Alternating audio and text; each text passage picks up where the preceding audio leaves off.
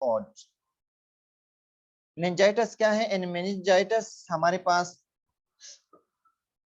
एक इन्फेक्शन है या बैक्टीरियल हो सकता है, सही है, बैक्टीरियल हो सकता है, या otherwise causes inflammation of the brain. यानी हम शॉर्टकट में बोल सकते हैं कि meningitis is the inflammation of the brain or spinal meninges that can involve R3 meningeal membrane। इस meninges, हमारे पास एक meninges होते हैं जिसमें खास किस्म के फ्लूइड होते हैं।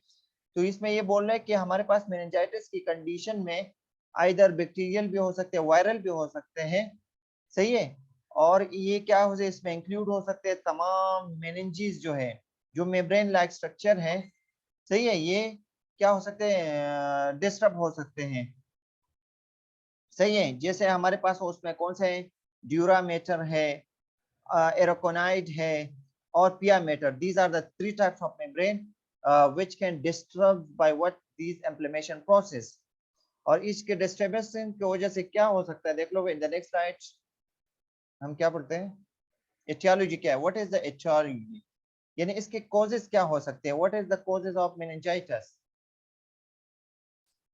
इसकी एटियोलॉजी है, ये है कि बैक्टीरियोसीमिया, बैक्टीरियोसीमिया हो सकता है, बैक्टीरिया इन द ब्लड, सही है, या स्पेशली ड्यू टू नमूनिया की वजह से भी हो सकता है, एम्फीसीमा और ऑस्टियोमाइलिटिस और endocarditis. These are the causative factors which lead to the meningitis।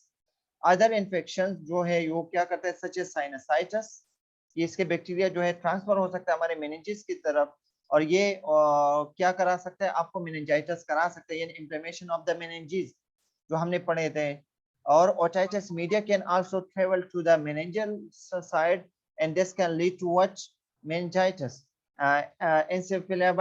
Encephalitis की वजह से भी हो सकता है और माइलाइटिस की वजह से भी हो सकता है।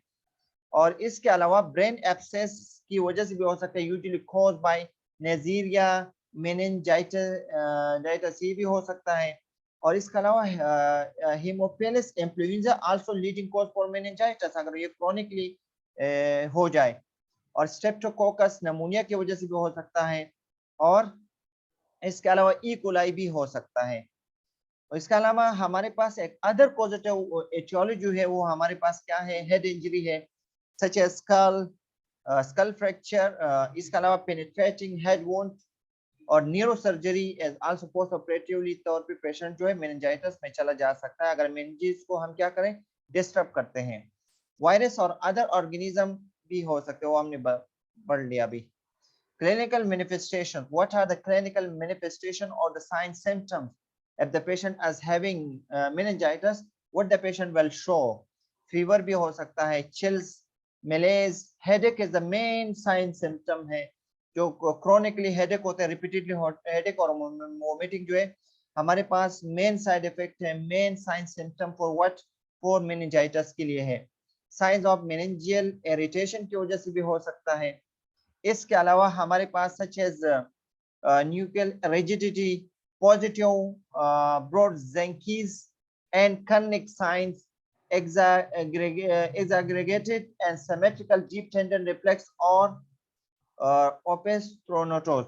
अभी हम पढ़ते हैं कि now we discuss about it what is ब्रोजेंकीज और कर्निक साइन किसे कहते हैं, हम इस पे डिस्कस करते हैं। This is the part of assessment, how we can find out on the base of assessment, यानी on the base of assessment हम कैसे find out करेंगे that the patient is suspected for meningitis, और हम अभी discuss करते हैं। delirium with proper और कोमा जो है ये हमारे पास क्लिनिकल साइन सिम्टम है। यहाँ पर लिखा है a positive response to these tests helps establish a diagnostic of meningitis। इस पॉजिटिव रिस्पांस की वजह से जब हम ये टेस्ट करते हैं, असेसमेंट करते हैं, इसकी बिना पे हम बता सकते हैं कि पेशेंट को क्या हो रहा है, पेशेंट को मेनिंजाइटिस हो रहा है। वो कैसे मालूम करेंगे? ब्रॉडजेंकी साइन जो है कैसे करोगे? Place the patient in a doors recumbent position. आप लोग अब वीडियो में भी देख सकते हो, गूगल भी करोगे, क्योंकि मैं आप लोगों को बातचीत से वर्बल बता सकता हूँ। In verbal communication I can talk about it what is Brudzinski sign. कैसे चेक करते हो कि पेशेंट को रिकम्बेंट यानी नी को फ्लेक्स कर लेते हो, रिकम्बेंट पोजीशन जो आप लोग गायनी के लिए भी यूज करते हैं ना, तो पेशेंट को क्या करते हो? नी फ्लेक्स के साथ पेशेंट को लिटा देते हो, और जब लिटा दिया पेशेंट का हेड जो है वो क्या करते हो? नेक साइड से वो करके देखो, and then put your hands behind his neck, इसके नेक के नीचे हाथ रख के फिर क्या करते हो, पेशेंट का जो नेक है वो बेंड करते हो फॉरवर्ड की तरफ, यानी इसकी नीज की तरफ फॉरवर्ड करते हो। अगर पेशेंट को पेन हो रहा है या रेजिस्टेंस फील हो रहा है, this test indicated the patient as having positive sign for what, meningitis हो सकता है। सही है। इसके अलावा however if the patient also flex the hips and knees, change that he has meningeal irritation and inflammation, a sign of meningitis, जो मैंने आपको बता दिया यही है। क्या करोगे, पेशेंट को नी फ्लेक्स के साथ लेटा दोगे और पेशेंट के जो हेड के नीचे हाथ रख के पेशेंट का नेक जो है बेंड करते हो फॉरवर्ड पोजीशन पे। अगर पेशेंट को पेन होता है या रेजिस्टेंस फील होता है तो हम ये कह सकते हैं कि पेशेंट को क्या है, मेनिंजाइटिस है। हमारे पास एक दूसरा टेस्ट है जिसको हम क्या कहते हैं, दूसरा हमारे पास है Kernig sign. What is Kernig sign? Kernig sign positive कब होगा, जब क्या होगा, place the patient in a supine position, बिल्कुल सीधा पेशेंट को प्लेस कर लेते हो, फिर थोड़ा नी को क्या करते हो, फ्लेक्स कर लेते हो, और नी के फ्लेक्स के साथ साथ हिप को भी फ्लेक्स करते हो, और देन स्ट्रेटन द नी, फिर नी को आहिस्ता आहिस्ता स्ट्रेट करने की कोशिश करते हो। जैसे जैसे आप स्ट्रेट करने की कोशिश करते हो पेशेंट फील करेगा कि इसको रेजिस्टेंस फील करेगा, या पेशेंट क्या फील करेगा, पेन फील करेगा। तो so we can say that the patient is having what, meningitis में। सही है। दोनों असेसमेंट जो है हमारे पास, जब when on the base of assessment जो है आयल ब्रोडजेंकी साइन या कर्निंग साइन से हमें पता चलता है that the patient is positive for meningitis, so we will go for the diagnostic evaluation। जैसे हम क्या करते हैं, CSF वगैरह निकाल देते हैं, तो CSF टेस्टिंग करते हैं, and positive Broadzenki's and Kernig sign establish the diagnosis। क्या करते हो, look for elevated CSF pressure जो है वो elevate शो करेगा, high CSF protein level and possibly low glucose level, यानी लो ग्लूकोज लेवल शो होगा इसमें CSF कल्चर जब हम करते हो, DR करते हो, और CSF प्रोटीन इसमें एलिवेट होगा, तो इसका मतलब क्या है, that the patient is having what, meningitis। इसके अलावा CSF कल्चर और सेंसिटिव टेस्ट भी करेंगे, usually identify the infected organism unless it is a virus। सही है। और जिसमें जीन एक्सपर्ट वगैरह करते हैं, जिसकी वजह से एंटीरो वायरस वगैरह जो है हमारे पास फाइंड आउट हो जाता है। What are the management if we can find out that the patient is having meningitis, हमारे पास क्या मैनेजमेंट है। ट्रीटमेंट मोडिलिटी में हम क्या करते हैं, ट्रीटमेंट इंक्लूड एंटीबायोटिक थेरेपी, ये तो मोस्ट कॉमन है। if we can suspect that the patient has bacterial meningitis होगा तो एंटीबायोटिक यूज करोगे, अगर वायरल meningitis होगा तो हम एसाइक्लोविर एंटीवायरल थेरेपी देते हैं, और साथ साथ एंटीबायोटिक भी कभी कभी हम दे सकते हैं। if the cause is bacteria and vigorous supportive care हम देंगे। सही है। usually the patient receive IV antibiotic for 2 or more weeks followed by oral antibiotics, other prescribed drugs may include। लेकिन हम एंटीबायोटिक थेरेपी या एंटीवायरल थेरेपी के साथ साथ हम कुछ और भी ड्रग देते हैं सपोर्टिव के लिए, क्योंकि पेशेंट को क्या करते हैं, एरिथमियाज हो सकते हैं, टिकिकार्डिक हो सकते हैं, तो हम क्या करते हैं, लेनोक्सिन वगैरह डाइजोक्सिन देखते हैं टू प्रिवेंट एरिथमियाज दे सकते हैं। इसके अलावा हम मिनोटोल भी देते हैं ताकि क्या हो, सेरेब्रल एडिमा को कम करना होता है, और एंटी कन्वर्जन या सेडेटिव ड्रग देते हैं तो टू रिड्यूस रेस्टलेस, क्योंकि मेनिंजाइटिस में पेशेंट क्या होते हैं, रेस्टलेस होते हैं। इसके अलावा एसिटोमाइनोफिन देते हैं क्योंकि headache is the most common side effect for what, main sign symptom है मेनिंजाइटिस का, तो हम क्या करते हैं, हेडेक और फीवर को मालूम करते हैं। इसके अलावा मैनेजमेंट फॉर, इसके अलावा हम दूसरा अदर मैनेजमेंट में हम क्या करते हैं, supportive measure include bed rest वगैरह करते हैं, मेजर्स टू प्रिवेंट डिहाइड्रेशन वगैरह करते हैं। सही है। ये बोले and measure to prevent dehydration, supportive measure में हम क्या करते हैं, बेड रेस्ट और डिहाइड्रेशन से बचाएंगे। If nasal culture are positive, हम नेजल कल्चर भी कभी कभी करते हैं। आइसोलेशन इज नेसेसरी, सही, आइसोलेशन नेसेसरी, क्योंकि क्या करता है, ये फैल भी सकता है। any coexisting condition like endocarditis या नमूनिया है, इसके साथ साथ हम क्या करते हैं, इसके साथ साथ हम केयर दे देते हैं। नर्सिंग असेसमेंट में हम क्या करते हैं, असेस द पेशेंट, जैसे जैसे हमारे पास पॉजिटिव हो गया, पेशेंट का ट्रीटमेंट भी चल रही है, लेकिन कंटिन्यूली हम क्या करेंगे, पेशेंट न्यूरोलॉजिकल फंक्शन करते हैं, जैसे वो है डिटोरेशन देखते हैं, पेशेंट खराबी की तरफ तो नहीं जा रहे हैं। और इसके अलावा alert for temperature increase up to 1.2 Fahrenheit या 38.9 डिग्री सेंटीग्रेड की तरफ जा रहा है, ये भी देखते हैं। पेशेंट का लेवल ऑफ कॉन्शियसनेस सही है। कॉन्शियस को देखते हैं, लेवल ऑफ कॉन्शियस में यानी जीसीएस में इंप्रूवमेंट आ रही या खराबी आ रही, इसको देखते हैं। ऑनसेट ऑफ सीजर को भी देखते हैं। अल्टर रिस्पायरेशन पैटर्न को भी देखते हैं, इसको भी असेस करते हैं। और इसके क्या कहते हैं, सिम्प्टोमेटिक ट्रीटमेंट भी साथ साथ में देते हैं। न्यूबलाइजेशन वगैरह भी देंगे अगर रिस्पायरेटरी अल्टरेशन आ रही हो। ऑल ऑफ विच में सिग्नल एंड इम्पेंडिंग क्राइसिस वगैरह, ये सब चीजें क्या है, ये हमारे पास क्राइसिस शो अप करते हैं कि पेशेंट में कोई खराबी आ रही है, तो हम सिस्टमेटिक ट्रीटमेंट भी देते हैं। नर्सिंग मैनेजमेंट क्या, these are the assessment and these are the what nursing management. क्या करेंगे, पेशेंट का फ्लूइड बैलेंस देखेंगे और ये करेंगे कि वो फ्लूइड इनफली वो लेते हैं या नहीं, ताकि क्या हो, डिहाइड्रेटेड ना हो। बट अवॉइड फ्लूइड ओवरलोड, ज्यादा फ्लूइड भी नहीं दोगे क्योंकि ओवरलोड हो सकता है और सेरेब्रल एडिमा के भी चांसेस हो सकते हैं। इसके अलावा मेजर है सेंट्रल वेनस प्रेशर भी देखते हैं, सीवीपी प्रेशर जो आप लोग हॉस्पिटल साइड में देखते हैं। सही है, सीवीपी प्रेशर को मॉनिटरिंग लाजिमी है, जो मॉनिटर के लिहाज से हम करते हैं, पेशेंट को बिल्कुल लेवल पे करते हैं और फिर इसका प्रेशर देखते हैं।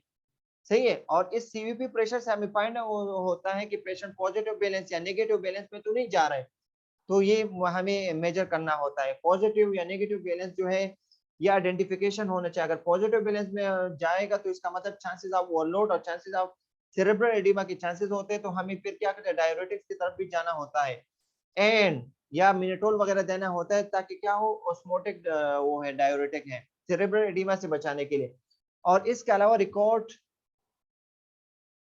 इसके अलावा हम क्या करेंगे, रिकॉर्ड कहाँ पर हो गया, position the patient careful to prevent joint stiffness और नेक पेन से हम पेशेंट को पोजीशन करेंगे। इसके अलावा टर्न टर्न हम often according to plan position जो हम एवरी 2 आवर्ली करते हैं। और इसके अलावा ROM exercise, range of motion exercise वगैरह करेंगे ताकि पेशेंट को स्टिफनेस और इस तरह की कंडीशन ना हो। और इसके अलावा पेशेंट को न्यूट्रिशनल स्टेटस और एलिमिनेशन प्रोसेस इसको मेंटेन करना होगा। सही है,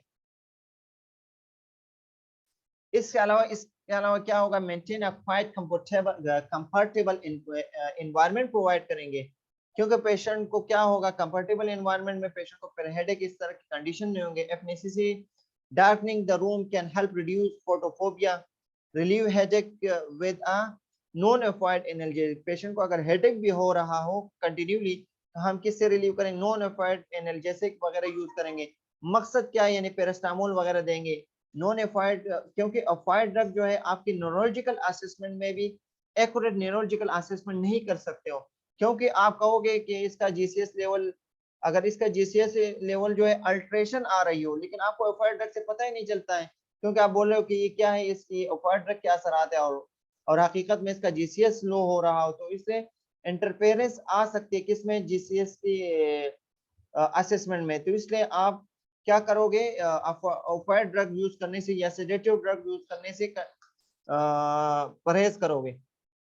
नर्सिंग मैनेजमेंट में हमारे पास क्या है, यूज एसेप्टिक टेक्निक यूज करोगे when treating the patient with headache, head wound या स्कल फ्रैक्चर हो, इसको डील करोगे तो एसेप्टिक टेक्निक यूज करोगे, मीन ग्लव्स वगैरह यूज करना, हैंड हाइजीन का इस्तेमाल करना, ये लाजिम है। प्रोवाइड रीएश्योरेंस एंड सपोर्ट वगैरह प्रोवाइड करोगे। द पेशेंट में बी फ्राइटेंड महसूस कर सकता है, खौफजदा हो सकता है अपनी बीमारी के बारे में, तो इसलिए इसको क्या करते हैं, ड्यू टू व्हाट, और इसको फ्रिक्वेंटली फंक्शन भी होता है पेशेंट को नंबर, इसलिए इसको फ्राइटेंड खौफजदा होता है, तो पेशेंट को सपोर्ट की नीड होती है।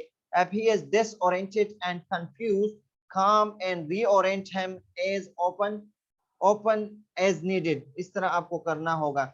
reassure the family that the delirium and change the behavior caused by meningitis usually disappears during recovery। हम ये भी बताएंगे, फैमिली को भी टीच करोगे कि इस तरह के डिसोरिएंटेशन या इसको डिसोरिएंटेशन या जीसीएस में अल्ट्रेशन, वॉमिटिंग, ये सब चीजें आ रही होती है, तो पेशेंट को क्या काउंसलिंग करोगे और ये भी बताओ कि रिकवरी से ये सब चीजें गायब हो जाएंगी, ये abnormal sign. However, if a severe neurological deficit appears permanent, refer to the patient to the rehabilitation program as soon as the acute phase of the illness has passed। evaluate the patient progress को evaluate करोगे कि patient में बेहतरी आ रही है या नहीं।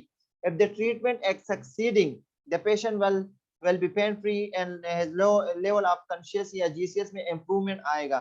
अगर आपका ट्रीटमेंट सक्सेस नहीं होगा तो इसका पेन फ्री भी नहीं होगा, यानी with the passage of time इसका पेन बढ़ सकता है और इसका जीसीएस लो हो सकता है। तो इसका मतलब you should to go to alternative therapy की तरफ चलोगे, क्योंकि आप जो ट्रीटमेंट कंटिन्यू पे दे रहे हो इसमें बेहतरी नहीं आ रही। तो इसलिए आपको कंटिन्यूली तौर पे इसका जीसीएस वगैरह, इसका पेन वगैरह ये सब असेस करोगे। अगर बेहतरी आ रही है तो you should to continue the same therapy, अगर नहीं आ रहे तो you should to go for the alternative therapy. He will maintain adequate hydration and nutrition, अगर जीसीएस हो सही होगा और इसका ब्लड प्रेशर भी सही हो जाएगा, हार्ट रेट, रेस्पिरेटरी, ये सब चीजें क्या हो जाएंगे, नॉर्मल लिमिटेशन की तरफ आती जाएगी प्रोग्रेसिवली तौर पे। जब पेशेंट का क्या होगा, इसका ट्रीटमेंट मोबिलिटी जो है वो बेहतरी की तरफ जाएगा। इसके अलावा पेशेंट एजुकेशन और हेल्थ मेंटेनेंस के लिए क्या करो, teach the patient and his family, इसके बीमारी के बारे में टीच करोगे और एक्सपेक्टेड रिकवरी के बारे में बताओगे। द फैमिली में नीड टू रिसीव प्रोफाइलेटिक एंटीबायोटिक की भी नीड होती है, सही है, क्योंकि ये फैल भी सकता है। Teach the patient and his family how to prevent meningitis by seeking proper medical treatment for chronic sinusitis और अदर क्रोनिक इन्फेक्शन, ये सब चीजें आप बताओगे, सही है। हमारे पास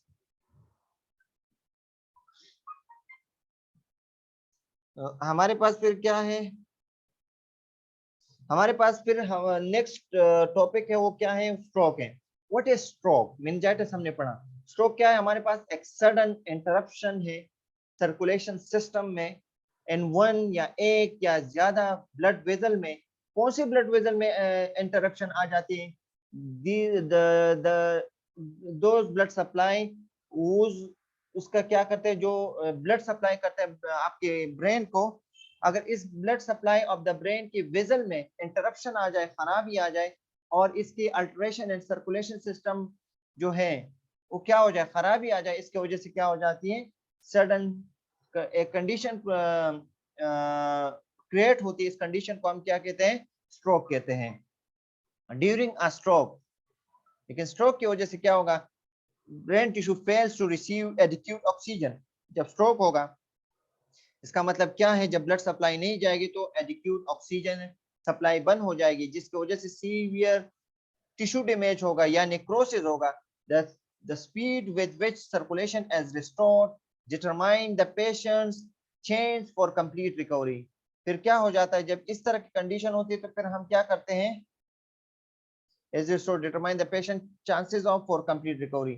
लेकिन अगर हम क्या करते हैं, जितना जल्दी हम पेशेंट की सर्कुलेशन को रिस्टोर करते हैं इतना जल्दी पेशेंट क्या हो जाता है, रिकवर हो जाता है। लेकिन जितना हम पेशेंट की रिकवरी या circulation process towards to the brain जो है इसमें सुस्ती करते हैं तो इतना ही पेशेंट का जो रिकवरी या पेशेंट का आउटकम क्या हो जाते हैं, खराब हो सकता है। रिस्क फैक्टर क्या, what are the risk factor for stroke. Stroke is the third most common cause of death in the United States and the most common cause of neurological disability. Risk factor include a history of TIA, trans-ischemic attacks हो सकते हैं इसका risk factor, ये आप लोगों को रट्टा लगाना होगा। What are the risk factor for stroke? Atherosclerosis हो सकते हैं, hypertension हो सकता है, arrhythmias हो सकते हैं, lack of exercises हो सकते हैं, use of hormonal contraceptives जो आप लोग यूज करते हैं जिसकी वजह से आर्थरोस्क्लेरोटिक प्लग बन जाता है और इसकी वजह से ब्लड सप्लाई जो है अल्टर हो सकता है और जिसकी वजह से फिर स्ट्रोक हो सकता है। स्मोकिंग जो है वो क्या करते हैं, आप लोगों के प्लेटलेट्स एग्रीगेशन के रेट को बढ़ा देता है, क्लोटिंग फैक्टर को क्या करता है, बढ़ा देता है। तो इसके वजह से भी क्या हो सकता है, there is chances of what, there is chances of what, stroke हो सकता है।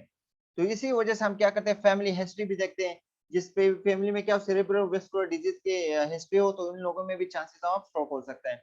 इसके अलावा what are the other cause for what stroke, thrombus हो सकता है of the cerebral arteries that supply the brain, that supply the blood to the brain, और the intracranial vessel भी हो सकते हैं ऑक्लूडिंग, जिसमें क्या हो जाता है, ब्लड जो है ऑक्लूड हो जाता है, जो flow embolism from a thrombus, एक थ्रोम्बस से एक एम्बोलिज्म बन के क्या हो जाते हैं, आउटसाइड द ब्रेन हो क्या हो जाता है, फॉर्म हो जाता है। For example in the heart, aorta और कॉमन कैरोटिड आर्टरी जो है, haemorrhage from an intracranial artery और वेन, पॉसिबली ड्यू टू क्या हो सकता है, इंट्राक्रैनियल हेमोरेज किसकी वजह से, हाइपरटेंशन की वजह से, रप्चर एन्यूरिज्म की वजह से, एवीएम की वजह से, ट्रॉमा, हेमोरेजिक डिसऑर्डर या सेप्टिक एम्बोलिज्म की वजह से हो सकते हैं।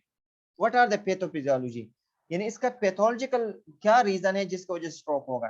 थ्रोम्बस, एम्बोलस,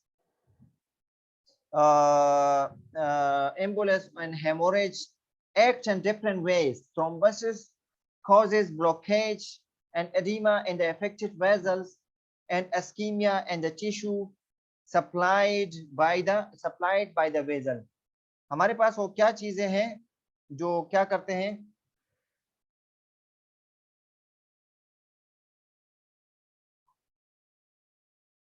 ये बोले कि थ्रोम्बस एम्बुलेंस, ये तो हमने पढ़ा कि डिफरेंट वेज है। थ्रोम्बस जो है वो क्या कर सकता है, वो ब्लॉकेज कर सकता है आपकी ब्लड सप्लाई, और एडिमा भी कर सकता है इन द अफेक्टेड वेजल में। जब एडिमा होगा या इस जिसकी वजह से आपके जो ब्रेन टिश्यू है उसमें स्कीमिया हो सकता है।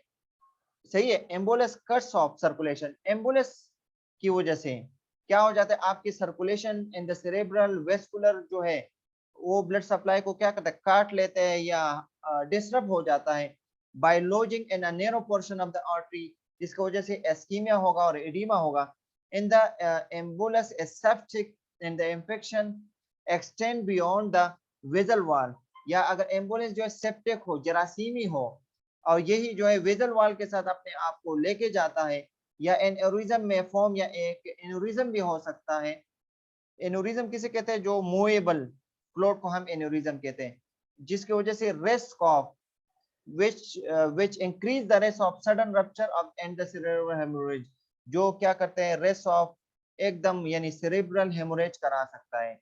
एंड हेमोरेज में क्या हो सकता है, what is haemorrhage, N artery in the brain जो है वो क्या हो जाते हैं, हेमोरेजिक स्ट्रोक जिसे कहते हैं। हेमोरेजिक स्ट्रोक में क्या होता है, आर्टरी क्या हो जाते हैं, रप्चर हो जाता है, जिसकी वजह से लीक्स आउट हो जाता है जो ब्लड सप्लाई है, repeatedly reducing the blood supply to the tissue, फिर ओरिजिनल टिश्यू की तरफ जो ब्लड सप्लाई वो रिड्यूस हो जाती है, और सराउंडिंग की तरफ जो है ब्लड सप्लाई बढ़ जाती है due to leakage of the blood, blood accumulates deep within the brain, जिसकी वजह से क्या होगा, causing even greater damage by further compromising neural tissue को कंप्रोमाइज कर सकता है। सही है। क्लिनिकल मैनिफेस्टेशन, आप कैसे क्लिनिकल फाइंड आउट कर सकते हैं, when assessing sign of stroke, आप जब आप असेस करते हो साइन ऑफ स्ट्रोक को, तो सडन जो है हमारे पास एक की है, वहां पर हम सडन वर्ड यूज करते हैं। मीन ये कि सडन ऑनसेट ऑफ हेडेक हो सकता है विद नो नोन कॉज, पहले कभी नहीं एकदम दर्द हो जाए। सही है। इसके अलावा सडन नमनेस और वीक, नमनेस का मतलब ये सुनपन आ जाए। सही है। सडन नमनेस आ जाए, या आपके साथ सडन नमनेस और weakness of the face, arm और leg, especially on one side of the body, ये हो सकता है। या सडन कंफ्यूजन, ट्रबल स्पीकिंग और अंडरस्टैंडिंग, या सडन ट्रबल सीकिंग और walking, dizziness, lose of coordination. These are the main clinical manifestation या clinical sign of symptom for what? For हमारे पास ये किस चीज के साइन सिम्टम्स है, हमारे पास स्ट्रोक के। अगर पेशेंट को सडन हेडेक हो जाए, पेशेंट को sudden numbness, weakness, face, arm इसकी वीकनेस हो जाए, सडन कंफ्यूज हो जाए, जीसीएस में अल्टरेशन आ जाए, पेशेंट का ट्रबल स्पीकिंग या वॉकिंग, इसमें ट्रबल यानी इसको तकलीफ आ जाए ये चलने फिरने में, तो इसको, इस कंडीशन को हम फिर क्या कह सकते हैं, स्ट्रोक कह सकते हैं।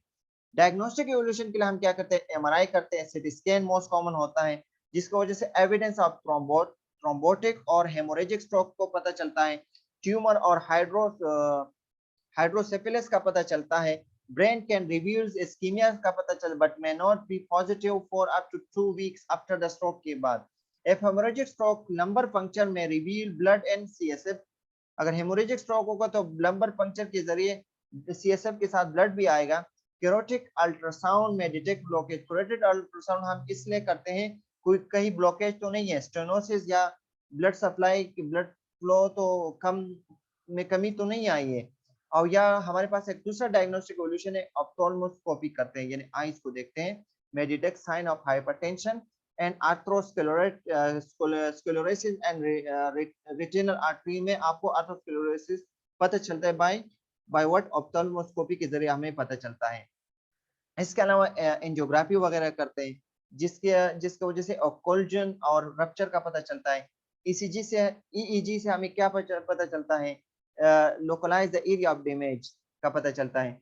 दूसरे स्टडीज में हम लेबोरेटरी टेस्ट में आप क्या करते हैं, यूरिन एनालिसिस करते हैं, कोगुलेशन स्टडीज करते हैं, सही है, पीटी एपीटीटी वगैरह करते हैं, सही है। और इसके अलावा सीबीसी वगैरह करते हैं, इसमें डब्ल्यूबीसी वगैरह बढ़ के नजर आता है। सीरम ऑस्मोलिनिटी करते हैं, इलेक्ट्रोलाइट्स वगैरह करते हैं, glucose, lipid profile, anti nuclear antibody, creatinine, blood urea, nitrogen level, जिसकी वजह से हम क्या करते हैं, बेसलाइन वगैरह का पता चलता है कि ऑर्गन फंक्शन सही भी चल रहा है या नहीं। मेडिकल मैनेजमेंट क्या है, what are the medical management? Medical management stroke commonly include physical rehabilitation वगैरह करते हैं, जो आप लोग ने डील भी किया होंगे। डाइट और drug regiment to help reduce risk factor, सही है, यानी high caloric diet, fat free diet देंगे, कोलेस्ट्रॉल फ्री डाइट वगैरह देंगे। अगर पॉसिबल सर्जरी के प्लान भी हो सकता है हमारे पास। And care measure to help patient adapt to specific deficit such as motor impairment और पैरालिसिस वगैरह के लिए हम क्या करते हैं, केयर मेजर करते हैं, मीन फिजियोथेरेपी वगैरह करते हैं, पेशेंट का डाइट पैटर्न वगैरह करते हैं, पेशेंट को एक्टिविटी कराते हैं। ये सब क्या केयर मेजर में आ जाते हैं। अगर पेशेंट पैरालाइज हो या कोई मोटर इम्पेयरमेंट हो तो इसी पे बाय फिजियोथेरेपी जो है उसमें इंप्रूवमेंट हम ला सकते हैं। इसके अलावा हमारे पास स्ट्रोक का ड्रग थेरेपी भी है, लो डोज एस्पिरिन देते हैं, लेकिन हमारे पास जैसे पेल्विक्स वगैरह है, लेकिन हम हेमोरेजिक स्ट्रोक में कभी नहीं देंगे। पेशेंट को ऑलरेडी रप्चर की वजह से ब्लीड हुआ है तो उसकी वजह से ज्यादा होगा, हम हेमोरेजिक स्ट्रोक में कभी भी हम एस्पिरिन वगैरह नहीं देंगे। बेंजोडाइजेपिन इसलिए देते हैं, लोराजेपाम, डायजेपाम, कभी कभी पेशेंट को क्या करते हैं, सिम्प्टोमेटिक सीजर वगैरह हो जाते हैं तो हम देते रहते हैं। और इसके अलावा एंटी कन्वर्जन इसलिए हम देते हैं ताकि सीजर वगैरह ना हो, आफ्टर द पेशेंट क्या हो, स्टेबलाइजेशन तक हम देते रहते हैं।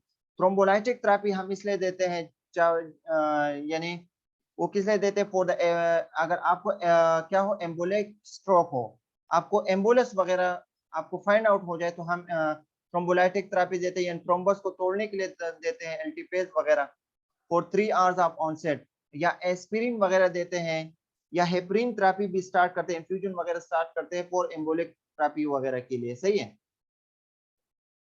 और मेडिकल मैनेजमेंट में हम क्या करते हैं, स्टूल सॉफ्टनर वगैरह देते हैं, जैसे बेसाकोडाइल देते हैं या लेक्टोलोज वगैरह देंगे, ताकि क्या हो, to prevent straining which increase intracranial pressure बढ़ सकता है, इसी वजह से हम स्टूल सॉफ्टनर बनी कंस्टिपेशन से बचाएंगे पेशेंट को। इसके अलावा एंटी हाइपरटेंसिव और एंटी एरिथमिक ड्रग देंगे ताकि एसोसिएटिव फैक्टर जो है स्ट्रोक के, वो क्या हो, रिकरेंट स्ट्रोक के चांसेस कम हो जाए।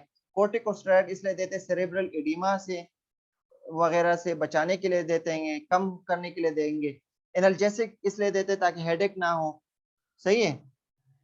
और इसके अलावा सर्जिकल मैनेजमेंट में हमारे पास क्या है, क्रेनियोटमी आती है टू रिमूव द हेमोटोमा वगैरह, अगर आपको पता चलता है तो हम क्रेनियोटमी देते हैं।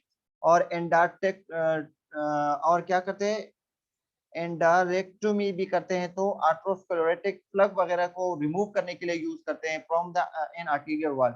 इसके अलावा प्लेसमेंट ऑफ स्टेंट वगैरह भी करते हैं टू रिड्यूस द ब्लॉकेज वगैरह से रिड्यूस करने के लिए हम देते हैं। और इसके अलावा एक्स्ट्राक्रेनियल बाईपास भी करते हैं टू सरकमवेंट ब्लॉक आर्टरी में, जो ब्लॉक आर्टरी है उसको क्या करते हैं, सरकमवेंट में काट लेते हैं। और वेंट्रिकुलर शंट भी करते हैं, वीटी शंट करते हैं ना, वेंट्रिकुलर शंट भी करते हैं। वेंट्रिकुलर शंट इसलिए करते हैं ताकि सीएसएफ वगैरह के बार बार अगर एक्युमुलेट होता है तो हम क्या करते हैं, आर्टिफिशियल वेंट्रिकुलर वीपी शंट जिस करते हैं, ventricular peritoneal shunt, peritoneal membrane में हम इंटीरियर पे हमारे पास बाय सर्जिकल प्रोसीजर जो है वीपी शंट वगैरह हम करते हैं। These are the nursing management, हम फॉर द नेक्स्ट क्लास करेंगे। और now the class has been dismissed for